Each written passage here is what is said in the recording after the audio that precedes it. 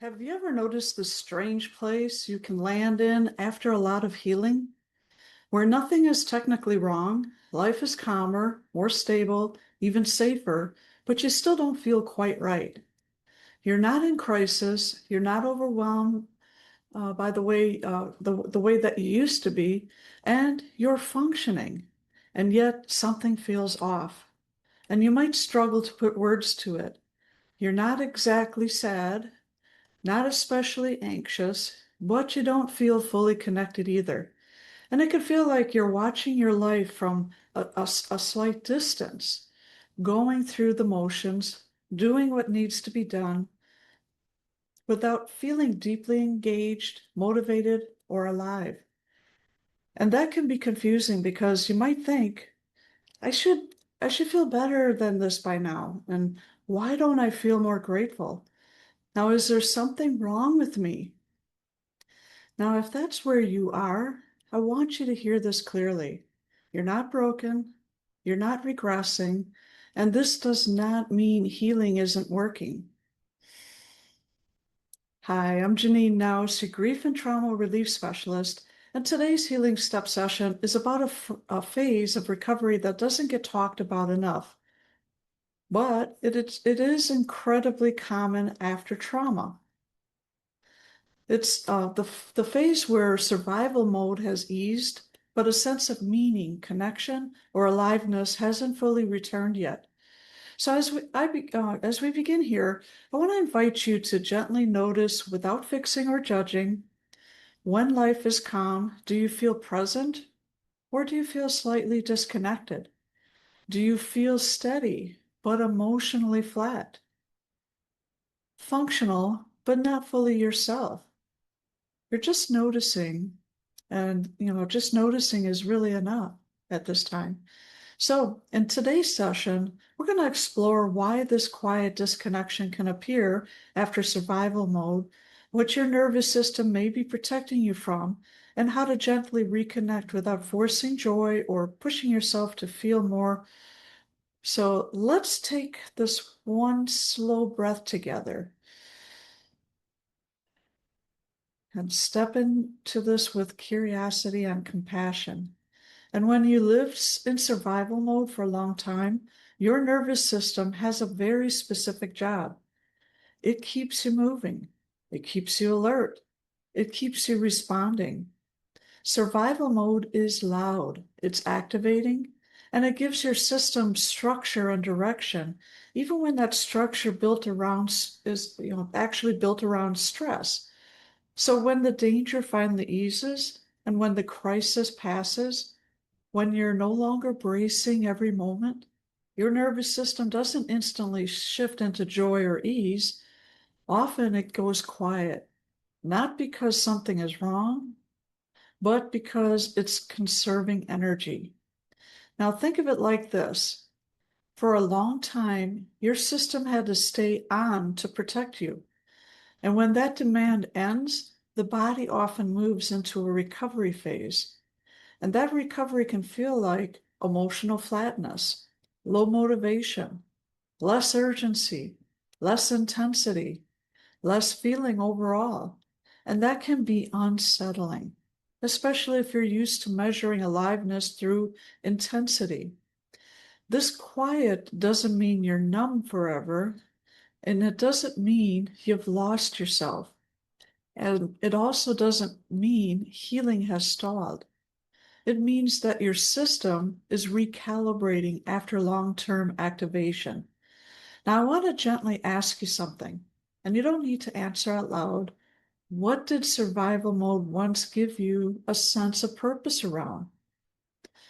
Was it staying vigilant, holding everything together, being needed, enduring? Just noticing that is enough. And when survival mode softens, the nervous system needs time to learn a new rhythm, one that isn't built on urgency or threat. And that transition can feel empty at first, but it's not emptiness. It's space. Space where something new can eventually grow when your body feels ready. Now, in the next part, I want to share a personal moment when I realized that this quiet didn't mean something was wrong with me. It meant my body was finally resting. I want to share something, here because this part of healing surprised me. And there was a time when things finally settled, the urgency eased, the constant stress softened, and I remember thinking, okay, this is what I've been working toward. But instead of joy, I felt neutral, quiet, actually a little disconnected. I wasn't overwhelmed anymore, and I wasn't falling apart, but I also wasn't feeling that sense of aliveness that I usually expected. And honestly, that scared me. And I wondered, did something inside me shut down? Why don't I feel happier? Is this as good as it gets? What I eventually understood was this. My nervous system had spent so long protecting me that when it finally didn't have to fight anymore, it didn't immediately know how to feel. It knew how to endure. It knew how to manage. It knew how to survive. But joy, ease, and connection, those had to be reintroduced slowly. And that quiet I felt wasn't emptiness, it was rest. A kind of rest my body had never been allowed to take before. And once I stopped judging that phase, once I stopped telling myself if I should feel more, something shifted. And if you ever noticed yourself thinking, I should feel happier than this, I want you to know that thought makes sense. Your system is learning a new language now, one that isn't written in urgency or threat. Now, healing doesn't move from chaos straight into joy. It often moves from chaos to quiet to capacity, and then slowly to connection. Now, in the next part, I want to talk about something important. What this quiet phase may actually be protecting you from, and why your nervous, sorry, I got a cramp on my leg, and why your nervous system might be pacing. Your return to feeling deeper, your pacing is returning you to deeper feeling. So we'll keep moving gently without pushing the process when nothing feels obviously wrong, but you still don't feel quite right. It's easy to assume something is broken, but often that quiet disconnection is doing something important. It's protecting you. And after trauma, your nervous system becomes very careful about how much feeling it allows at once. Deep connection, desire, joy, hope. Those aren't just pleasant experiences, they also make us vulnerable. And if vulnerability once led to pain, your system may slow the return of feeling on purpose. Now, this doesn't mean you're incapable of connection. It means your body is pacing it. Think of it like emotional exposure, introduced slowly so it doesn't overwhelm you. So instead of asking, why don't I feel more? A kinder question might be, what is my body making sure I don't have to feel too fast? Now, I want to gently invite you to reflect. If your nervous system could speak, what might it be protecting you from right now?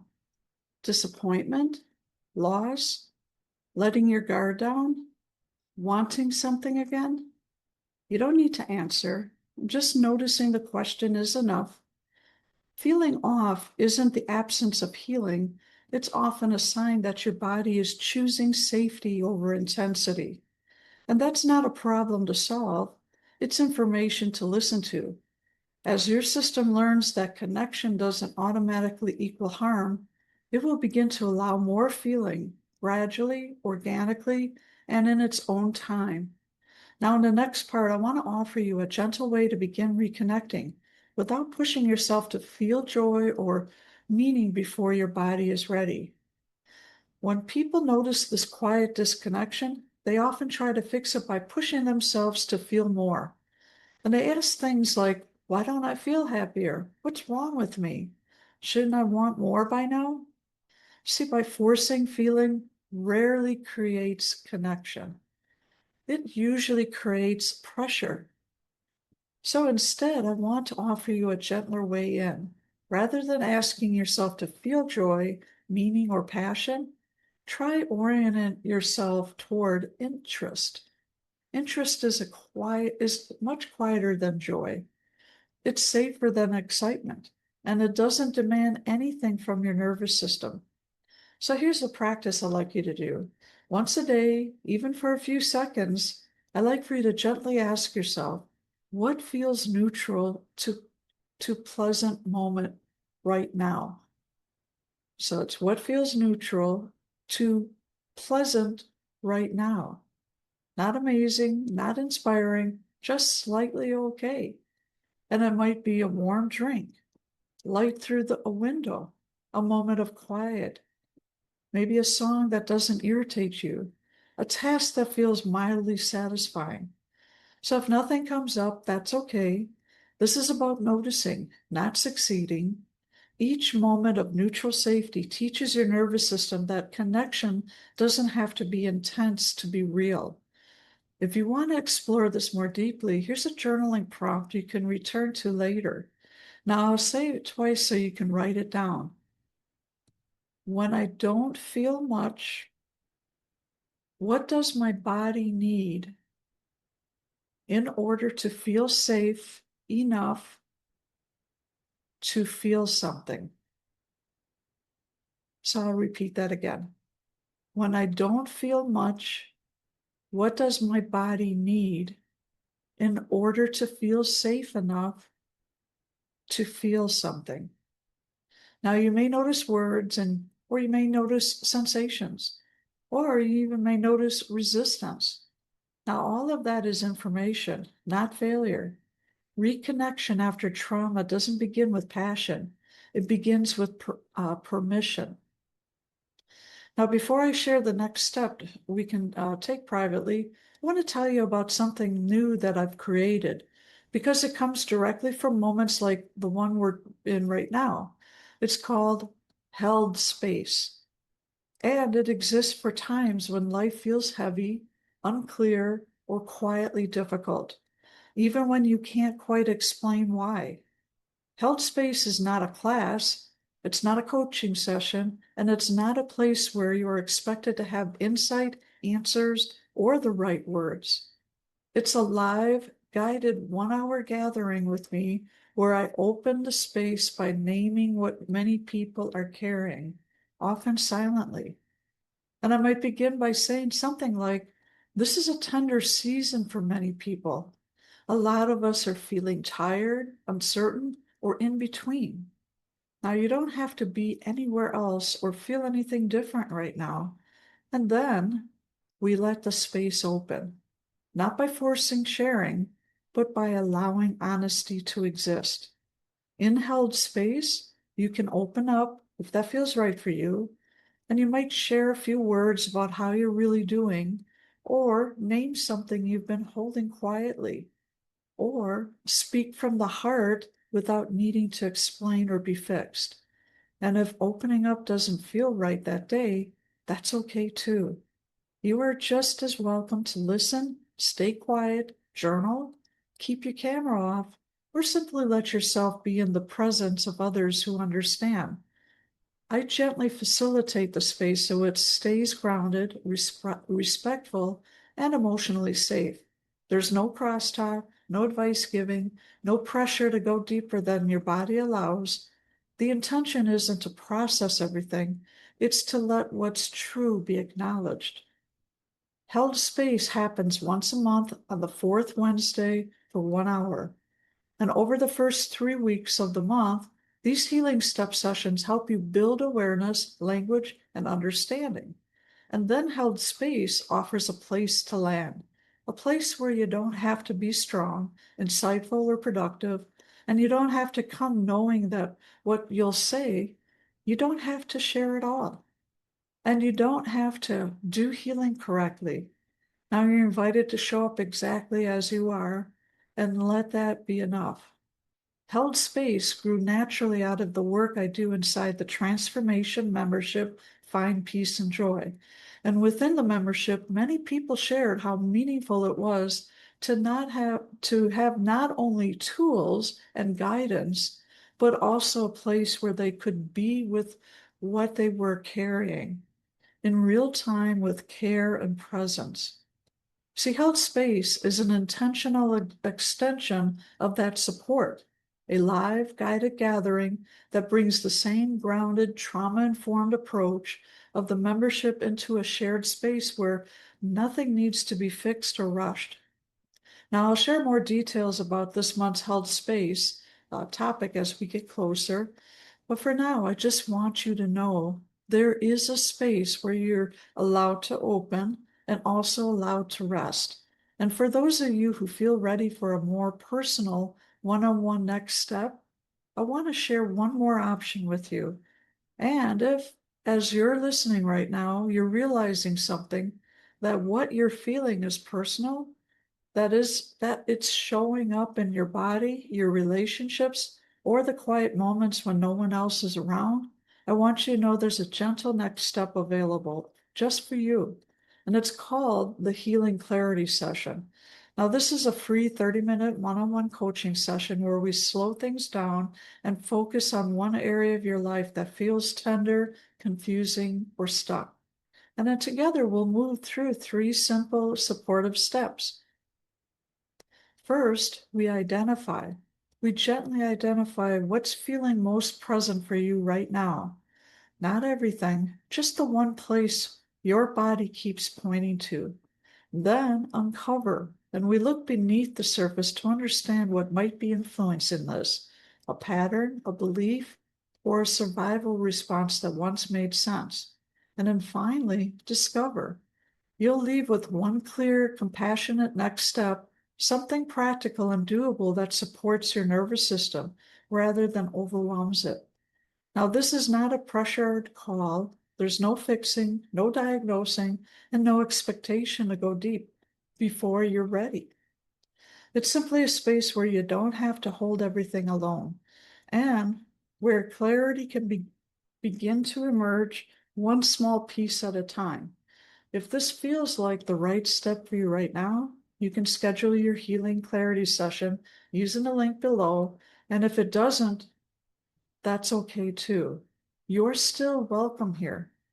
You're still moving forward, and you're still allowed to take this at your own pace. Healing doesn't begin with giant leaps. It begins with one small, courageous yes. And when you're ready, the space will be here. Thank you for joining me today, and I hope you have